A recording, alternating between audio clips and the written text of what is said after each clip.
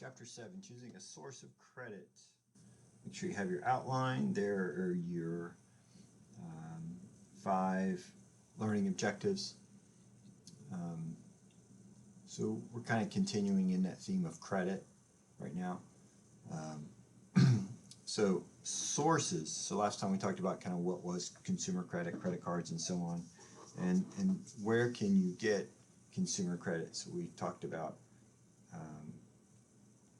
kind of credit cards and so on. Now we're going to talk about kind of loans should you seek in case you needed loans. So we're going to just look at different types of loans. So inexpensive loans. So not always, but typically if you get a loan from your parents, they give you a pretty good deal. So you could say that would be inexpensive, meaning that the interest rate is lower than what you might get from a bank. Loans that use your financial assets as collateral. So when, if you put $5,000 in the bank in a CD and the bank says, okay, we'll give you a loan and we use the CD as collateral, that's a very low risk loan for them and they will give you a very good interest rate on it. When you don't have collateral, or maybe you have a car or something like that, then commercial banks are going to be this is where most people are going to be getting their financing, kind of in the medium price loan things. The places you don't want to go, the expensive loans, are check cashing companies, retailers. If you want to finance a purchase, a lot of times they're going to charge you a higher interest rate. Places that give you cash advances on your credit cards. If you get a cash advance on your credit card, most of you don't do this, but you could take your credit card and get a cash advance. Sometimes I've had credit card companies send me checks. You don't want to do that because as soon as that check gets cashed, they're going to charge you like over 20% interest. So really don't want to do that. And there's some companies that will give you what's called tax refund loans. So they'll give you a loan assuming that when you get your tax refund, it'll go to them and they'll figure out a way to make sure that they get that money. So expensive loans, don't want to be in that area. Okay? So just some basics about the cost of credit. The Truth in Lending Law, federal law that says that they have to tell you what the APR is, and we'll talk about that here next slide. The finance charge. So when we think of finance charge, we think of typically just interest. However, it includes other charges that go into the package. So for example, when I mentioned my last video that I bought a car, I financed it, and he told me the rate was like 4%. But when I got my document, it said 4.25%. And that was the APR. And the reason is because they charge like a few $100s just to do the deal. I don't remember what they call it, some kind of like service charge. And so that gets factored in also with the interest cost. So that's what we call the annual percentage rate. And they call it the true rate of interest, so that when you factor in everything that the bank or the whatever company is charging you, you're really getting a true apples to apples comparison. That's APR, annual percentage rate.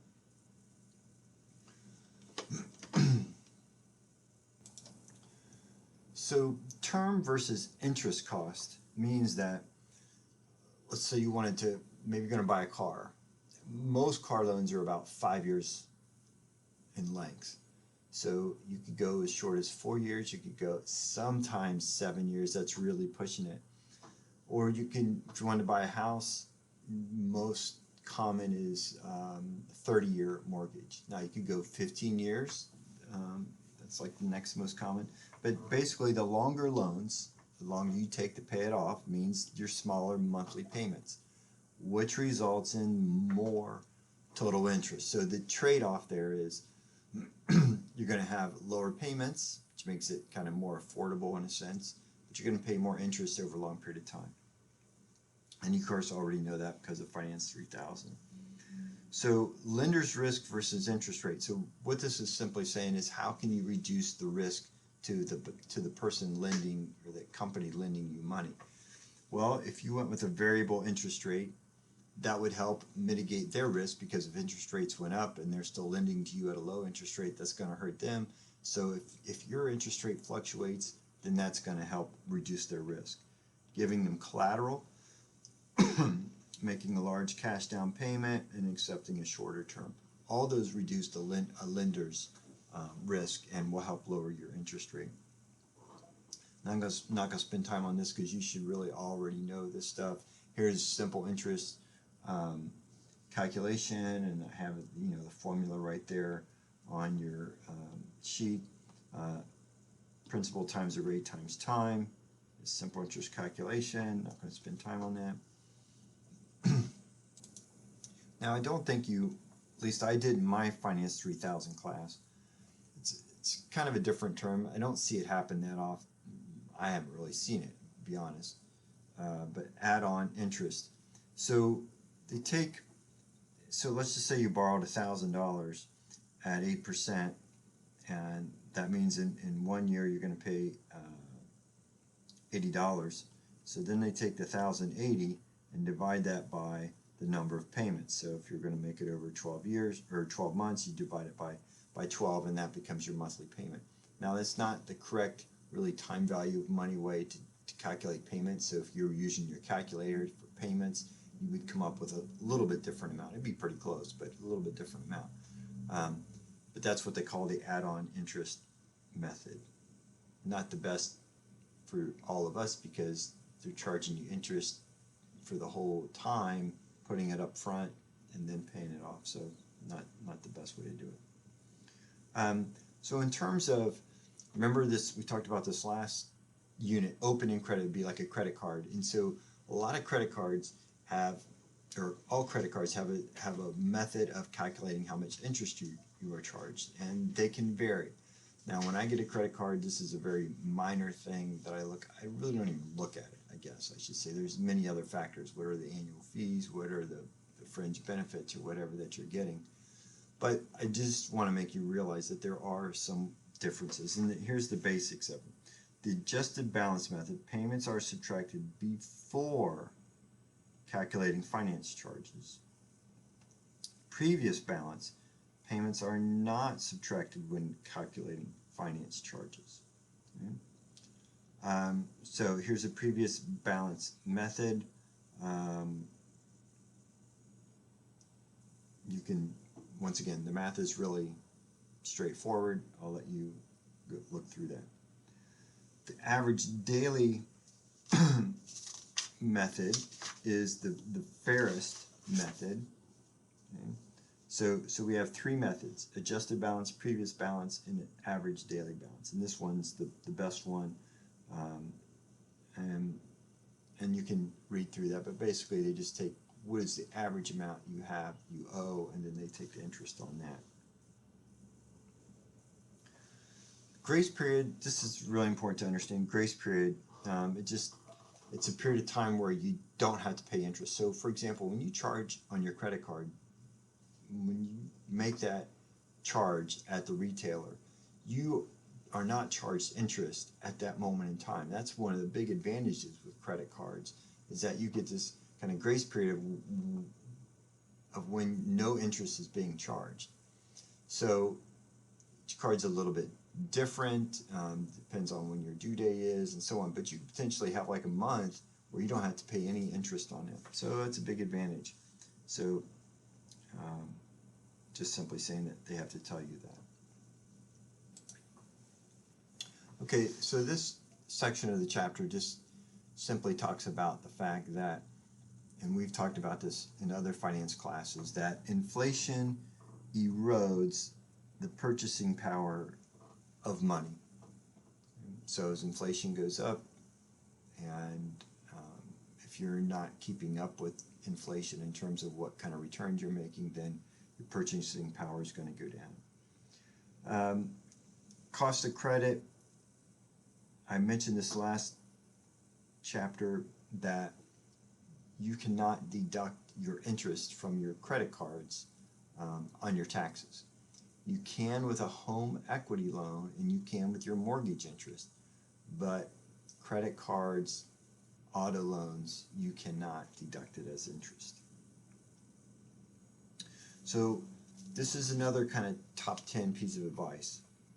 Minimize the monthly payment trap, um, and really try to avoid it at all costs. So the minimum monthly payment is like the smallest amount that you can pay and remain with good credit with your credit card company. So if you look at your statement, they'll say, look, you owe $1,000, but you know what? If you just send us $120, you're good. We won't report you, and you can keep doing that. But then they're going to potentially charge you a lot of interest. So if you look at this example here, which is on your page there, you purchase a $2,000 sound system, 19% credit card, which is very typical. Most of you probably have interest rates higher than that. And you have a 2% minimum payment. If you just pay the minimum every month, it'll take you over 22 years to pay off that debt, and that $2,000 will cost you nearly $4,800 just in interest payments alone. Now that's extreme. Now some cards have higher minimum payments than that, but the point is, really try your best to pay more than the minimum payment. Always try to pay it off. So in credit insurance is make sure that your loan is paid off in case you can't make the payments. Either you die, you're disabled because you don't have a job and you can't do it, or for whatever reason. And I've never bought it, and from what I've read from like Consumer Reports and other places, that really credit insurance is very expensive. And you can get other insurance, like for example, you could buy life insurance that typically is a lot less expensive than buying the credit insurance through the bank or something like that. And so premiums are typically quite high relative to other types of insurance that you could get from like an insurance company. So very important, and a lot of people don't realize this, is if you get into a bind, whether it's with your credit cards or some other debt that you have, make sure you notify your credit cards that you can't make the payments. Tell them what's going on, explain the situation, and ask, is there a way that we can maybe modify the payment plan? And most times they're going to be willing to work with you because they don't want to lose everything. So they're going to say, okay, what can we do to help you out? Maybe they'll postpone your payment for a month, or maybe they'll extend it for a longer period of time so that the payments will become smaller. So this is just kind of trivia. I just wanted to go out and see, what do most people have in terms of like credit card debt. So here's average credit card balance for Americans, about $6,000. The median, and that's 2020, and that's average. For 2019, once again, about the same. The delinquency rate for all credit card loans is only about 2%. So just some trivia, you don't need to memorize that or anything. So some signs. Hopefully none of you are having these issues, but you might know somebody that is, and of course they're all on your outline. I'm not going to read all these through to you, but just take a moment, hit me on pause, and just look through though and say, okay, am I having any of these warning signs of debt problems? For example, the first one, as I just said, try not to just pay the minimum balance. If that's all you can afford, then that's like a warning sign that, one, you might want to cut up your credit card. You might want to just stop shopping at the moment and try to figure out what's going on, because now you're going to be charged with really high interest rates, and that's going to be a bad situation. So do that with all of these, and I have a second slide here. Okay, so there's a lot of these, and really, if any of these you can check off, then you got to say, okay, well, am I having some debt issues? Okay, so just take a moment, look through those. And then here's the other side of why you might be having problems. Okay? Once again, not going to read them all up here, but this is unfortunately keeping up with the Joneses, just so you know what that means. It just basically means that you want to have and do the things that your neighbors do, your friends do. You want to have the car, the house, the whatever, the clothes, the car, the go to concerts, whatever. and you may not be able to afford it. They might be able to, and that can get you into problems. So once again, just take a moment and just look at, are you guilty of falling into one of those reasons? And that, if so, no problem. Just try to, realize, are you, I know you're not overindulging your children, because most of you don't have kids. Some of you might be older and have kids, but most of you, I believe, in this class are in your 20s and you probably don't have kids yet. Maybe you have been overindulged by your parents. Maybe you're like, yes, it's been great, but it possibly is causing your parents to have too much debt. So serious consequences of being in too much debt, and if hopefully this hasn't happened to you. We know this is like one of the number one causes for divorce, but too much debt, it's not just a financial issue. As you can see here, it's very much a societal issue, and can become very devastating in people's lives.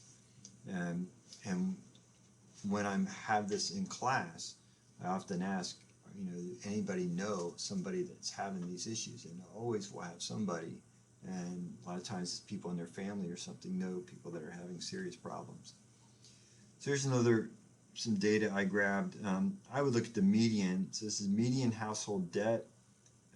2020, we're looking at about $65,000, $70,000 on average. Okay.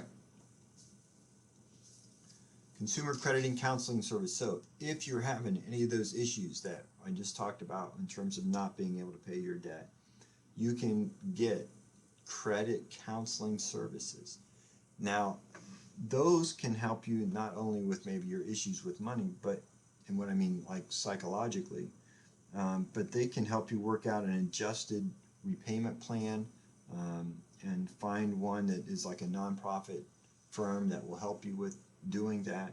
So a lot of times they will help you they'll contact for you your credit card company, whatever. They might help you be able to consolidate a loan to get more stable payments and get them over a longer period of time, a lower interest rate. It's amazing what these companies can do for you if you get in really bad shape. Now, some of them do charge for the services, so look out for that. So once again, find a nonprofit.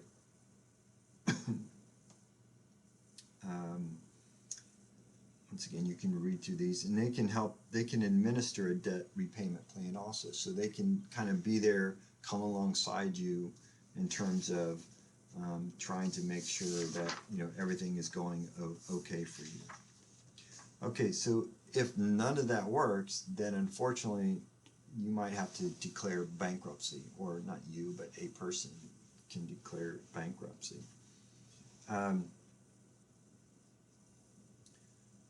So bankruptcy, it's a legal process in which some or all of the assets are distributed to the creditors to pay off their debts.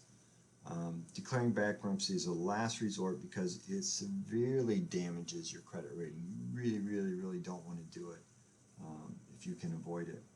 So some statistics here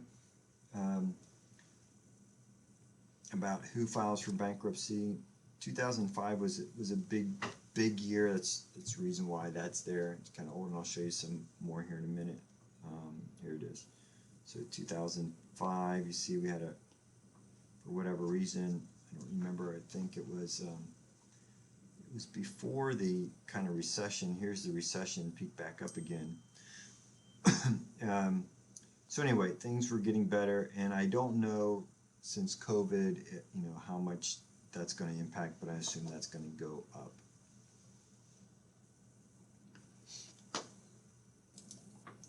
So there's a few different types of bankruptcy. The two I'm mostly concerned with are Chapter 7, which means many but not all debts are forgiven, but most assets are sold to pay creditors.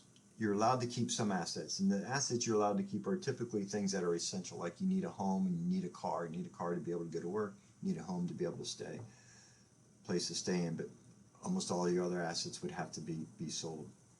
So you may still owe, there's your blank there, taxes. So the government's always like, you got to pay your taxes, got to pay your child support, can't get out of your OU, student loans, legal fees, a lot of times you have to pay, and any debts from fraud or anything that you did kind of illegally, you'd have to pay. Chapter 13, bankruptcy, is a voluntary plan proposed to the bankruptcy court. So you go actually to court to do this, and you say, okay, I'm having issues. Can you help me work this out? For those who want to pay a portion of their debt over a period of up to 5 years. Payments are made to a trustee. So this would be like an organization, could be bank or lawyer or something like that, that makes sure that the money's coming in, going out to the right people. The court may allow you to keep property and pay less than full amount of the debts. So it just depends on the situation. And that's a little bit different than the chapter 7, where you pretty much have to sell kind of everything. Right? And they have the same thing for businesses. One's like a reorganization, and one is like you're totally going out of business. Okay? And that's it for chapter 7.